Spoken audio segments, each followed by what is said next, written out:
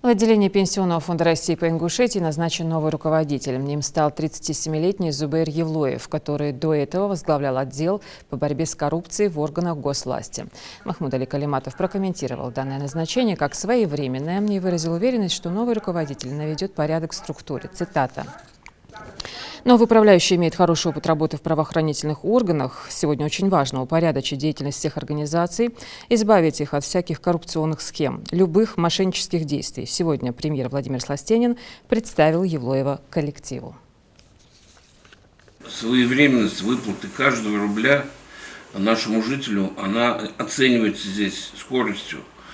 Поэтому мы благодарны, что у нас вот этих сбоев сейчас перестало. Мы вошли в русло, в колею, мы успокоили людей. И сейчас будем делать все, чтобы наладить четкую работу по доведению денежных средств до каждого потребителя.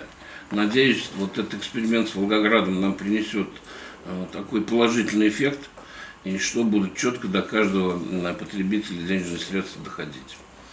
Ну и задача у нас существует, у нас также есть беженцы с Херсонской области. Вот уже первое задание от главы республики Калиматова мы сегодня поручаем Пенсионному фонду выехать туда, обслужить их, не чтобы они к нам ездили, а прямо на месте все их документы подготовить, чтобы люди начали получать уже у нас по месту жительства вот эти все пособия. А так в основном коллектив крепкий, здоровый, с задачами справиться. По благодарности за оказанную оценку доверия. Существующие проблемы в данном отделении нам известны, мы о них проговаривали. У каждой проблемы есть фамилия, имя.